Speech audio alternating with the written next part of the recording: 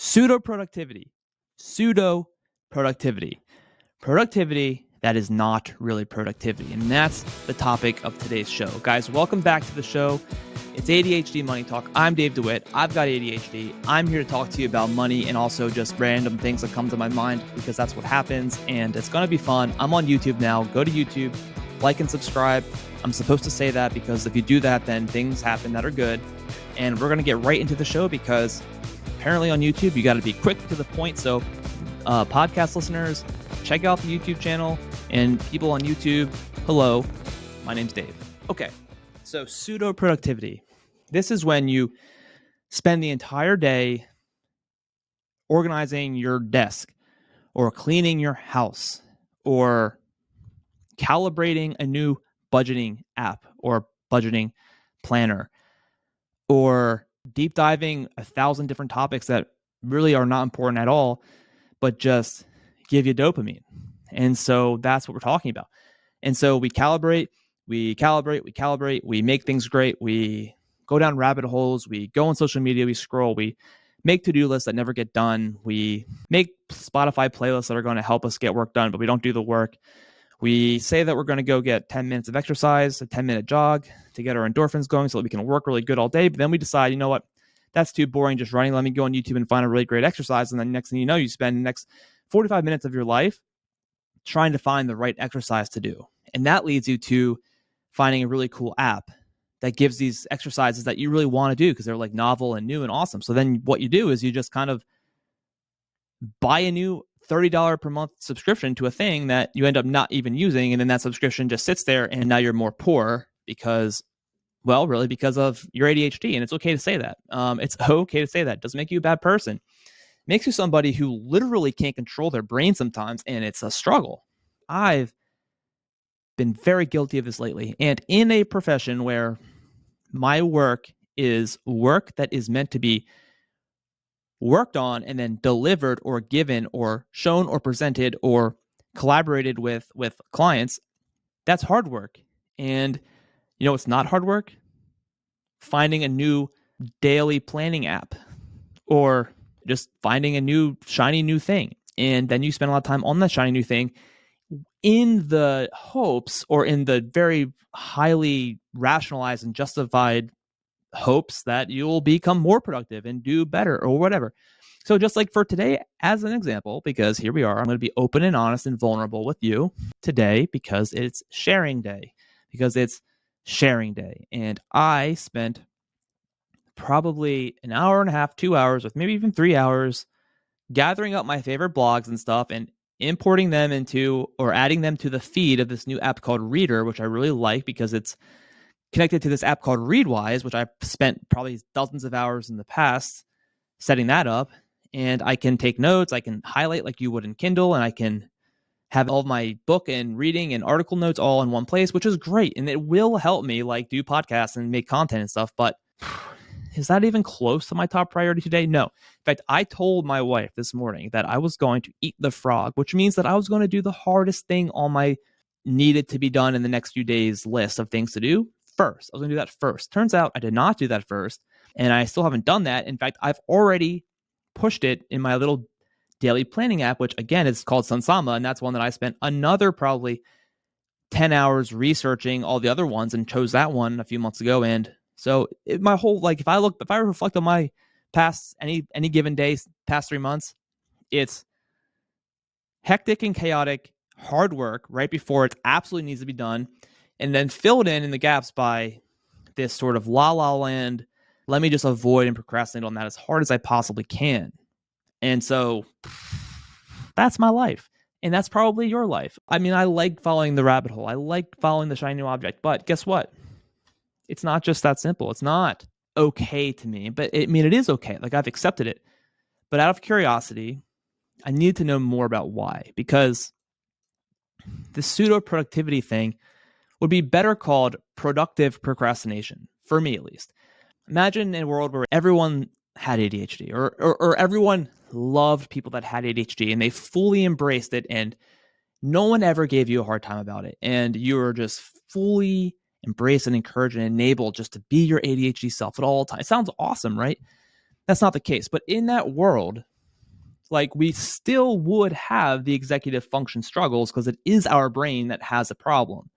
So we still would struggle with impulse control. We still would follow the shiny new object, the rabbit hole. We still would crave dopamine and do some silly things and be impulsive and have trouble starting things because it would still be hard to organize and prioritize a task that requires lots of coordination of different things and all this kind of stuff. And we still would get mentally tired because our life is like every day we expend twice as much energy as everyone else because half of our energy is spent just combating ourselves. And in that world, we still would struggle and we would still do some pseudo productivity stuff. However, is it any surprise, really, when you think about it, that the work that I'm avoiding doing is work for clients that will be given to clients? To me, it's not at all. And it makes all sense in the world because, for instance, why would I not do that, which is work that just requires coordinating steps and it requires looking at a client's situation and making plans and creating budgets and creating investment strategies and creating all the stuff that I do. But why is that so hard? I mean, I know that stuff. I know it pretty well. I do enjoy it. It's hard for me to say that and feel honest about that when like I'm not doing it, but like this is my passion. So why is it so hard for me to do it?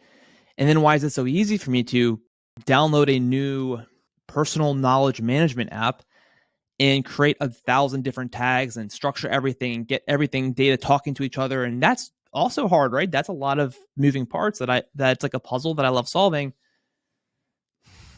But why can't I solve the puzzle? Wait, I do solve the puzzle for clients. However, what I'm saying is it's harder for me. I'm not trying to make myself look too bad. It's harder for me to get started on that and do it or get into it. What's the difference? Well, there's a huge difference. The huge difference is that one means that I'm going to have to be, I feel like I'm going to be judged. I have to have my work be given to someone or to be collaborated with. And then it opens me up to the idea or the possibility of being criticized. And that's a fear of failure issue. And that's what I'm really getting at here is it's a little bit of rejection sensitivity, but it's a fear of failure. And it's why it's so irresistible to find something that feels productive, that feels like it's filling some, that feels like I'm getting stuff done, but really I'm avoiding feeling like I might fail. And that's something that I've come to grips with. And it makes sense because people with ADHD are way more perfectionistic, which is really just there are different ways to be a perfectionist, but the way that I relate to it most is fear of failure version, where you feel like you have to make something perfect for someone. You have to please them. You have to, because you almost want to go above and beyond on any given thing you're doing for somebody else because you want to leave no doubt that they're going to criticize you. But even then, you still don't feel like it's enough probably, or it's not perfect because that's what it is.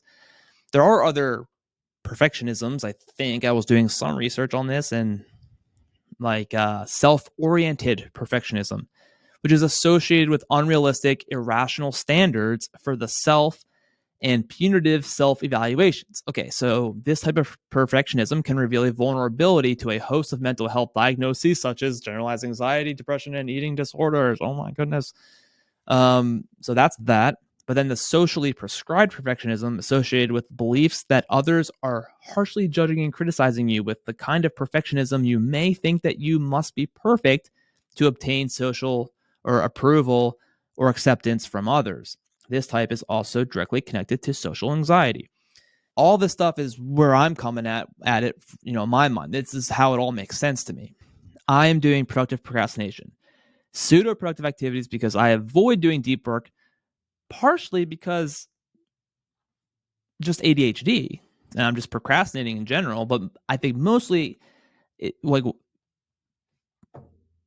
I'm not procrastinating on everything because otherwise I'd be doing nothing. So it's just on the work that puts me into the spotlight, even doing these podcasts. I mean, sometimes I'm sitting here, I'm like, how do I sound? Like, how do I look? I'm on the camera now. I'm going into the YouTube world, and I'm like, am I doing this right? I've already restarted this thing like 3 times, and now I'm just like, screw it, I'm just going to talk, and if whatever, if they don't like it, they don't like it. That's okay. That's okay. And part of this is acceptance and yada, yada, yada. I think Russell Barkley said something about that we need to be viewing ADHD more in the lens of emotional dysregulation. When I'm doing the work, the pseudo-productivity work, the only background anxiety that I have is like the anxiety of like I should be doing something else. But truly, I'm kind of having fun and I'm kind of exhilarated by this new thing I'm doing. But it's really just an escape. It's a form of escapism. I'm escaping into an alternate reality where I just get to do whatever I want instead of doing what I need to do. And I'm just avoiding negative emotions, because when I start doing the hard work, the work that's going to get and it doesn't just, I keep saying client work, but it also applies to even when I do social media posts, when I'm writing a blog, when I'm doing anything that's going to be put in front of others, anytime it has a chance to be judged, as soon as I start doing it, the negative emotions come into my mind of like, it's like a low grade hum of anxiety about making like having to make it perfect and feeling so much pressure, and that's really stressful. And I'm saying this all talking about me as a way to hopefully relate to you, because I'm sure and I know there's a lot of you out there that feel this way, because I mean it's pretty clear from statistics that we've got a lot of this. So yeah, there's other kinds of avoidance procrastination, putting off or delaying a task that seems too difficult or extremely unpleasant. Another thing is that's related to this all is avoidance procrastination. It results in putting off or delaying a task. Yeah, because I sometimes feel like an imposter. Like, do I really know my stuff? I'm a certified financial planner, but can I really call myself that? Do I really know all of this knowledge? Am I able to apply it well? Like, am I going to get found out by clients or the public at large that like I'm a fraud? Oof, that's a tough thing to be thinking, but it's part of ADHD for a lot of us. And for me, it comes back to always when I reflect on childhood and stuff, micro traumas. I used to think trauma was a car crash, like literally, like that's a traumatic event. Well, it's been pretty interesting to find out that all the little things that happened to me that was just teachers being mean and coaches being mean and being teased, and that's trauma too. And I've had to accept that, and I embrace that now, and it helps. It helps. The good news is that I do work with other people with ADHD, so we're all in the same boat. We're kind of like we're very graceful with each other, and that's part of what you got to do. You have to take criticism gracefully. It's not easy to do, but you have to just, try. You have to try to receive feedback with grace, because you're going to feel that emotional response. You're going to feel it hard. It's going to come in and be like, geez. Or it could just be a funny look. Like someone could say like to me like, oh, this is great. Oh, there's a slight tone of not great in there. Oh gosh, life is coming to a crushing end right now. And so, yeah, another way to deal with this is what we're talking about now, is just like becoming very aware and learning, understanding what's brought you to this point in your life. And I knew I was maybe not going to be able to make a connection to money, but there is a connection to money here. I mean, all the things I said can be pretty much related. Like the pseudo productive behavior with getting your finances together is simply clearly finding the shiny new budget app or book or notebook or worksheet and spending a lot of time filling it out and filling it up. But I hear the story over and over again. Something happened that blew it up, and then I got overwhelmed, and then I stopped, and I thought I was a failure.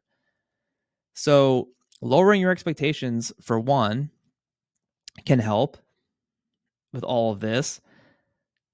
Set yourself really easy goals can help. If you have imposter syndrome, address it. How often have your worst fears with this kind of stuff ended up like how often have they ended up being not a big deal at all, or like not even close to the scenario you imagined? Talk to yourself, say nice things to yourself, tell yourself it's going to be okay. I am going to be okay. It's okay. It's okay. I'm okay. Deep breath. I'm okay. That helps me. When it comes to money, you have to address your fear of failure, because a lot of it might be that, or come down to that, or the perfectionism. It may come down to feeling like an imposter, or feeling just a complete and absolute lack of knowledge that just makes you feel like you can't do it. So you don't try, really. The point of this show was, and you can see like this podcast, like in my mind, it had this like great start, great beginning, great middle, great climax, if you will, great, what do they call the next part? Descending, the cool down after the climax, and then we're gonna have a nice resolution. There's no real resolution. You have to just keep fighting, keep becoming aware, keep learning, keep investigating yourself with curiosity without judgment. That's huge for me. And when you are thinking about money, all I want you to do is just start with the easiest possible thing and tell yourself, no matter what happens over the next week of trying the very easy goal, like I'm going to spend $50 less this week on groceries or on whatever this week. And if you don't do it, just say, okay, I accept it. Let's try again. And so, yeah, get aware of your pseudo productivity habits, because it's productive procrastination. It really is just procrastination. I'm terrible at it, but we're going to get better together as a team, as an ADHD team. We're going to get better. We're going to figure it out. And so, with all this said, now I'm going to let you go. And I hope you enjoyed the podcast. And I look forward to talking to you again. And I'm going to get better at this. Yeah. All right. See you guys.